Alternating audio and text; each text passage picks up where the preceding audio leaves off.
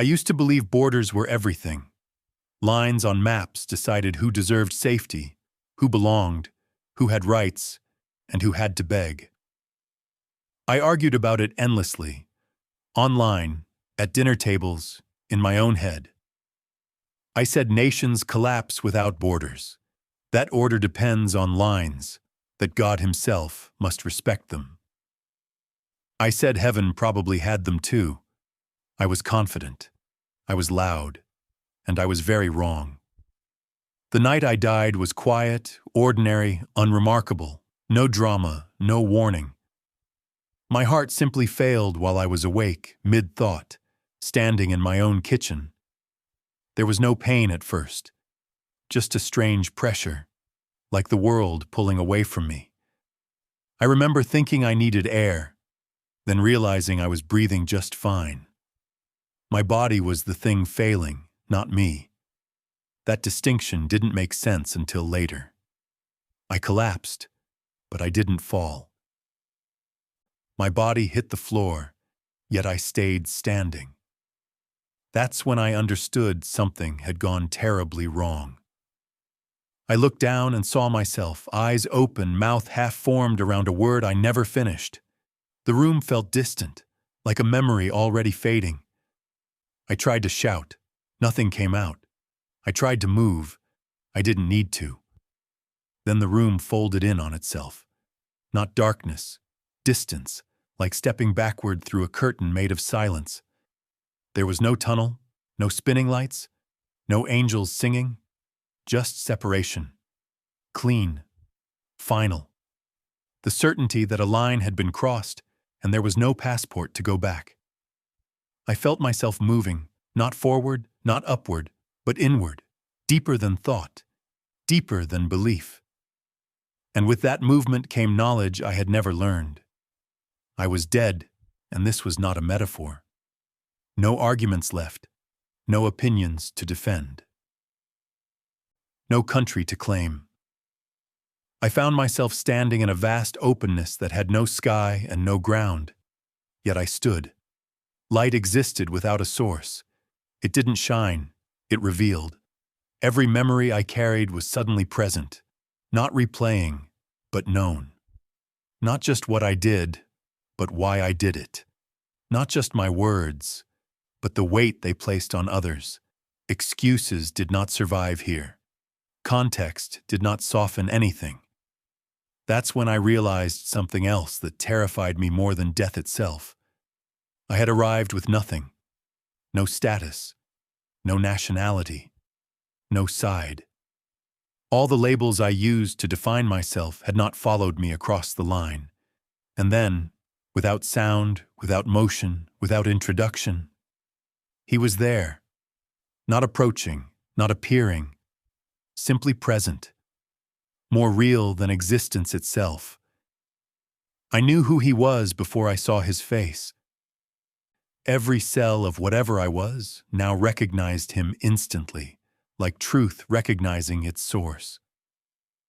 Jesus looked at me, not with anger, not with approval, but with a clarity that made hiding impossible.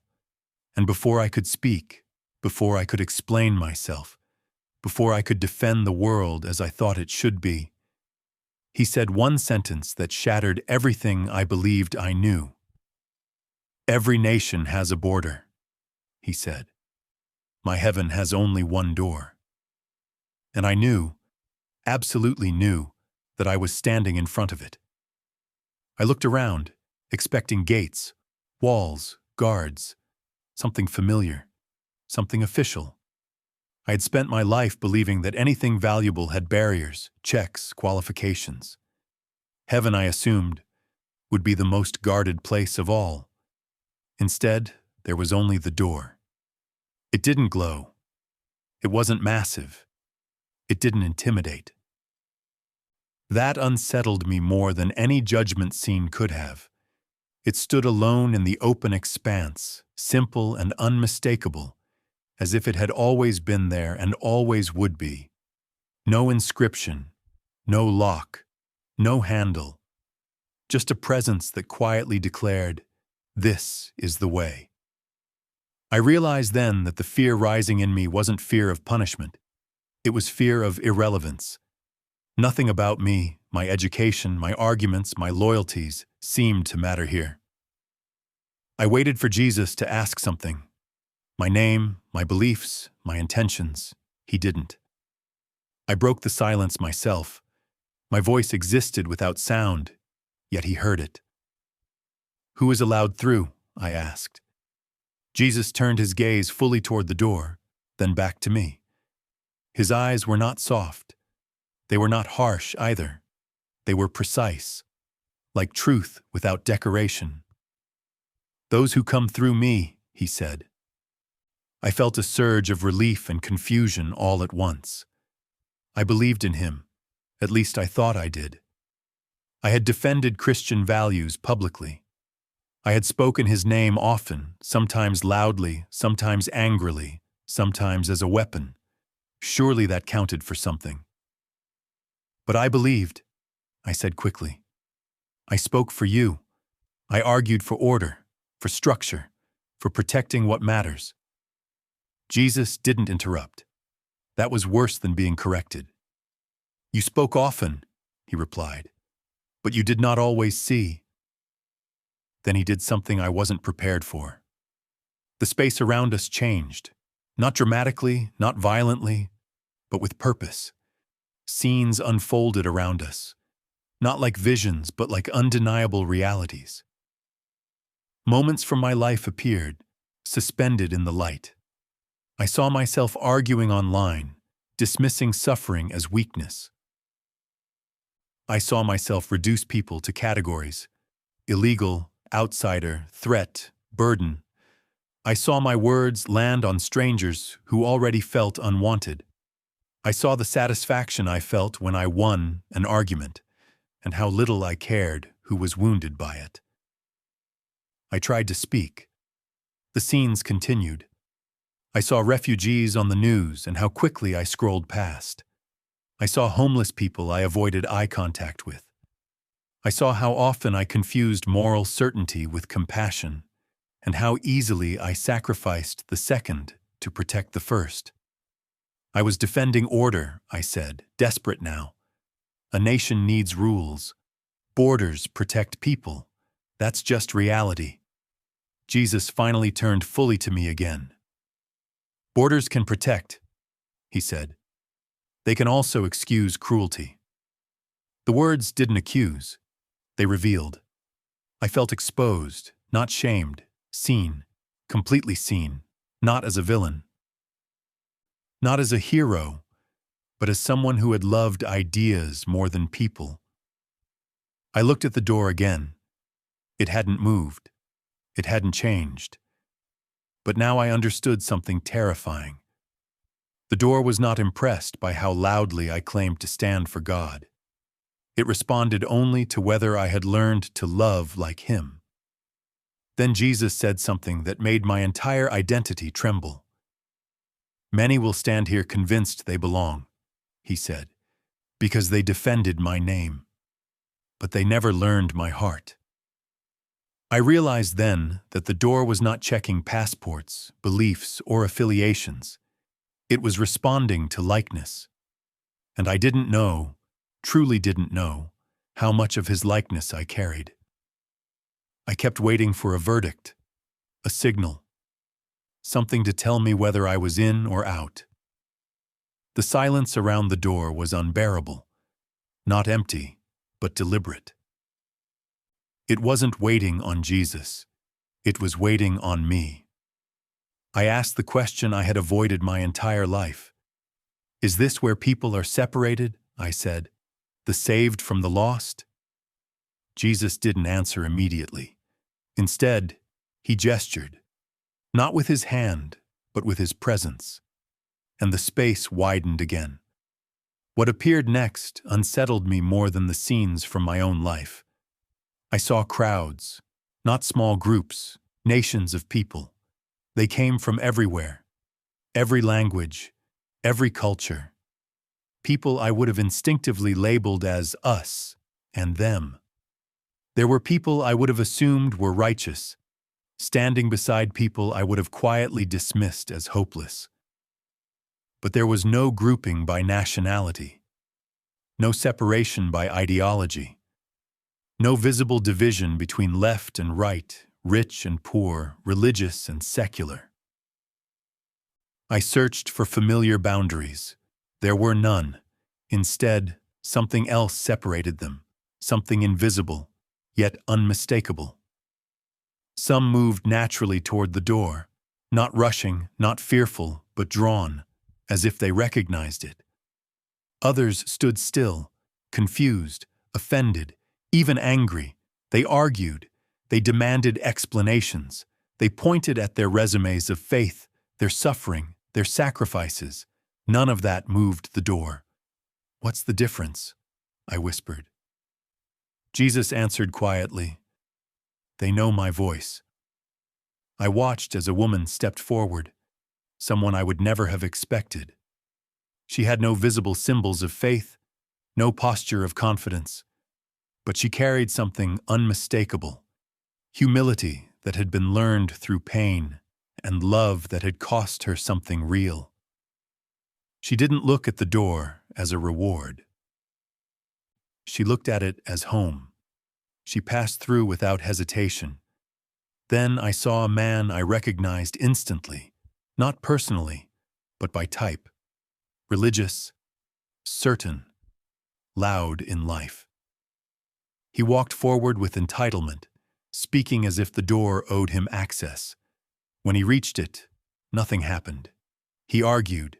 He cited scripture. He invoked God's name like a credential. The door did not respond. I felt sick. "This isn't fair," I said. "People need clarity, rules, standards." Jesus looked at me, and his voice carried a weight that felt older than time. "I gave them clarity," he said. "I gave them myself." The realization struck me like a physical blow. Heaven was not rejecting people for ignorance. It was responding to relationship. I had believed faith was alignment, being on the correct side of an argument. I had believed righteousness meant defending truth aggressively. But here, none of that mattered if it hadn't produced love. Then Jesus said something that still echoes through me. "There are lines humans draw," he said, "that heaven does not recognize." I knew exactly which lines he meant. Borders of race, borders of class, borders of ideology, borders of deserving. I had stood on those lines proudly in life, believing I was protecting goodness. But here, they dissolved like mist. I looked at myself, really looked, and saw how often I had stood outside someone else's suffering because crossing into it felt inconvenient, risky, or undeserved. I had guarded my compassion like a resource to be rationed, and now I stood before a door that responded only to how freely love had flowed through me. Fear settled in, not the fear of hell, but the fear that I had misunderstood heaven entirely. "Can I still learn?" I asked him. Jesus didn't answer immediately. Instead, he turned me towards something I had avoided my entire life, my own heart. When Jesus turned me toward my own heart, I expected memories again, scenes, evidence. What I didn't expect was weight. Suddenly I could feel everything I had once ignored, not as guilt, not as accusation, as burden. I felt the loneliness of the man I mocked for being weak. I felt the fear of the woman whose accent I dismissed as a problem. I felt the hunger of children I had reduced to statistics. Their pain pressed against me, not crushing, but undeniable. Each feeling came with a quiet understanding. This was not punishment. This was awareness. "This is what love carries," Jesus said. I staggered, not physically, but inwardly. I realized then that in life, I had avoided this weight at all costs. I had intellectualized suffering so I wouldn't have to feel it. I had turned compassion into policy debates. I had replaced mercy with opinions. I spoke without thinking. It's too much. No one can carry all of this. Jesus looked at me, and for the first time I saw sorrow in his eyes. Not disappointment, but grief. "That is why I came," he said. The words landed slowly, devastatingly. He showed me himself, not on a throne, not at the door, but on a cross. Not as an image I had grown used to, but as a living reality.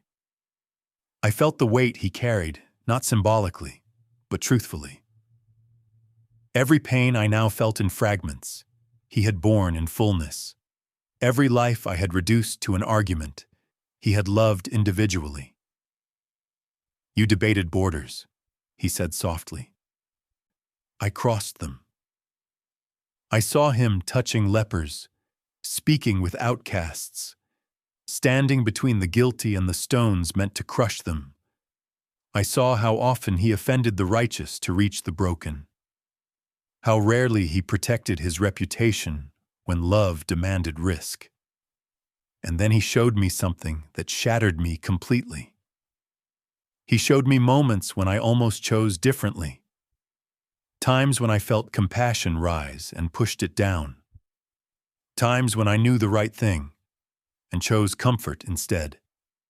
Times when I sensed his voice and replaced it with my own certainty. Each moment passed by like a door I never opened. "Why didn't you force me?" I asked, my voice breaking. Jesus answered without hesitation. "Love that is forced," he said, "is not love." I realized then that the door before me had always existed, even in life. Every time I chose mercy over judgment, humility over pride, presence over distance, I had stepped closer to it. Every time I didn't, I had stepped away. The door had never moved. I had. I looked at him, terrified now, not of punishment, but of loss. "Is it too late?" I asked. Jesus didn't answer with words. He did something else. He stepped aside.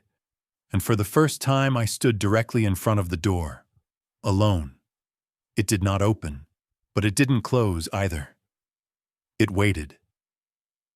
Standing alone before the door was worse than judgment. There was no force pushing me back, no voice condemning me, no hand restraining me. I could stay there forever if I chose to. That's when I understood something terrifying. No one was dragged away from heaven. They left.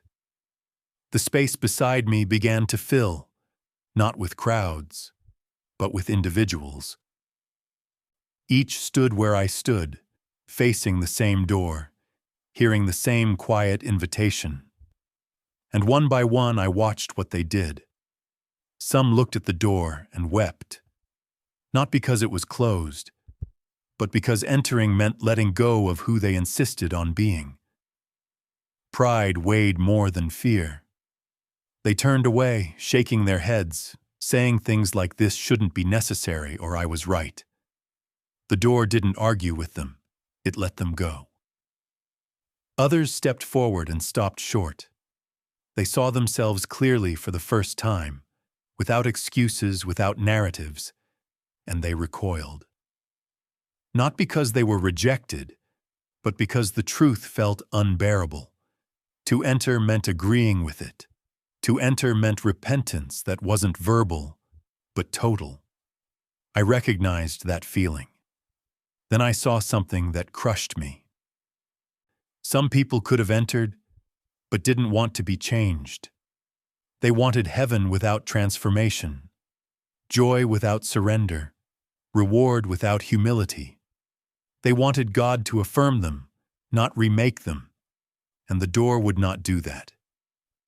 Jesus spoke again, not loudly, but clearly enough that everyone heard. "I will never force you to become what you hate," he said. I felt that sentence split me open. I had spent my life hating weakness, hating dependence, hating the idea that I might need mercy as much as the people I judged. To walk through that door meant becoming small enough to receive grace instead of earning it. I watched a man step forward, furious. He demanded to know why criminals were allowed ahead of him, why broken people were welcomed before those who did things right. Jesus didn't debate him. He simply said, "Because they asked to be healed." The man turned away. Then I saw someone else, a woman trembling as she approached the door. She had nothing to present, no defense, no confidence, only honesty. She whispered, "If you don't change me, I don't belong anywhere." The door opened instantly. I realized then the door did not open to perfection. It opened to surrender. I looked at Jesus again. "What if I don't know how to let go of who I've been?" I asked. Jesus stepped back beside me, not to block me, but to stand with me. "Then ask," he said. "That is how everyone enters." The door seemed closer now, not physically, but inwardly, like it had always been waiting inside me, beneath the noise, beneath the certainty, beneath the fear. I understood then why some people walk away, not because heaven rejects them, but because heaven refuses to lie about who they are and who they could become. I had spoken to God my whole life, confident prayers, assertive prayers, prayers that sounded like conclusions more than conversations. But standing there, with nothing left to defend, I realized I had never prayed like this before. I didn't know the right words. I didn't even know what I was asking for. So I stopped trying to sound right. "I don't know how to be what you want," I said. "I don't even fully know what love is. I thought I did. I was sure I did. But if I'm honest, I protected myself more than I protected people." The moment I said it, something loosened inside me. Not relief, truth. Jesus didn't rush me. He never does. "I was afraid," I continued.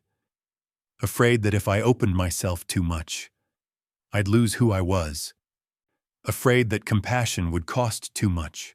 Afraid that mercy would make the world unsafe." Jesus nodded, not in agreement, but in understanding. "Fear builds walls," he said. "Love builds doors." I felt the weight again, but this time it was different. It wasn't the weight of others' pain pressing on me. It was the weight of my own defenses falling away. I realized how much energy I had spent holding myself together, guarding my identity, guarding my righteousness. I had mistaken control for strength. "I don't want to be right anymore," I said, and the words surprised me as they left me. "I want to be real." The silence that followed was holy. Then Jesus said something I will never forget.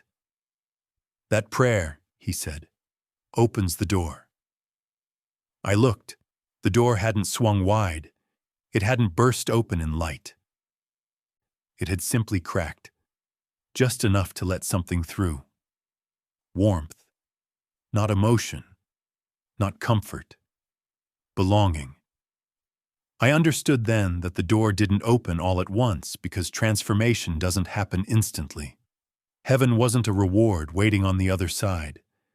It was a life beginning in alignment with Him, and alignment required consent. "Step when you're ready," Jesus said, "not when you're certain." That undid me. I had lived by certainty, argued with certainty, judged with certainty. And now, certainty was the one thing heaven did not require, only willingness. I took a step, not with confidence, not with pride, but with trust I had never practiced before. As I moved, something broke free inside me. I felt my old arguments fall silent. My need to categorize dissolve. My fear of them lose its grip. I wasn't becoming less myself. I was becoming more human. The door opened wider, Not because I earned it, but because I stopped resisting what it was offering. And just before I crossed fully, Jesus spoke one final warning, not harsh, but urgent. Many will hear my words, he said, and still choose their walls. I knew then why I was being shown all of this. It wasn't just for me. Just as I crossed the threshold, everything stopped. Not violently, not abruptly, gently, like a hand on my chest. I felt myself held in place, suspended between what I was leaving and what I was about to enter. The warmth remained. The belonging remained. But forward motion ceased. I turned to Jesus, confused. "I'm ready," I said. "I finally understand." He looked at me with a love that carried sorrow, not for me, but for what waited beyond this moment. "You understand enough," he said, "but others still don't."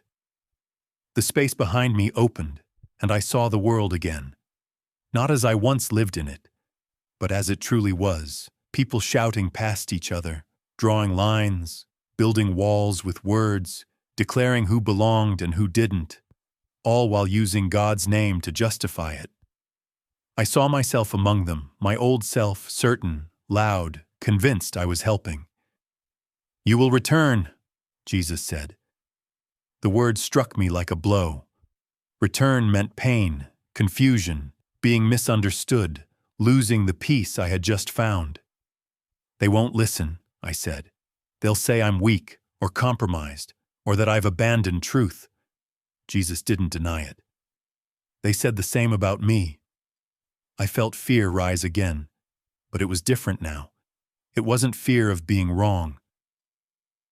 It was fear of being rejected for telling the truth. "What do I tell them?" I asked. Jesus answered with the sentence that now lives inside me like fire. "Tell them," he said, "that heaven is not divided the way they are." Then he added, slowly, deliberately, "Tell them borders are not evil," he said, "but they are not holy either." I understood immediately. Order has its place. Nations have their roles. But none of those things sit at the center of eternity. None of them decide who is loved. None of them open the door. "They've made me the guardian of their walls," Jesus said. "I am the keeper of a door." I felt myself being pulled back now, not dragged, but released. The warmth faded. The light dimmed. The weight of the world returned. Just before everything collapsed into darkness, Jesus spoke one final time, directly to me. "Do not tell them who is outside," he said. "Tell them how to enter." And then I was falling. I woke up on a hospital bed with machines screaming around me and hands pressing on my chest. Someone shouted my name like it was a rope pulling me back into my body. I gasped, and the world rushed in. They told me later my heart had stopped for several minutes, that it made no sense I was conscious so quickly, that I was lucky. They didn't know luck had nothing to do with it. I tried to explain at first. I really did. But people don't want testimony. They want confirmation of what they already believe. Some nodded politely and moved on. Others grew uncomfortable. A few were angry. "You're saying borders don't matter?" they asked. "No," I said. "I'm saying they don't save." "You're saying everyone gets in?" "No," I said. "I'm saying everyone is invited and not everyone wants to be changed." That's when I started losing people. Friends stopped calling. Conversations grew tense. I was accused of being soft, naive, even dangerous. I was told I'd gone too far, that I'd misunderstood God, that I was weakening the faith. But I couldn't unsee the door. I couldn't forget that it didn't ask my name, my nation, my politics, or my arguments. It asked one thing. Who am I becoming? I still believe in truth. I still believe in order. but I no longer worship them. I don't confuse them with love. I don't use them to excuse distance, because I stood where eternity begins. And I heard Jesus say, "Every nation has a border. My heaven has only one door." I don't know how much time I have left, but I know this. I will spend it helping people stop guarding walls and start looking for the door.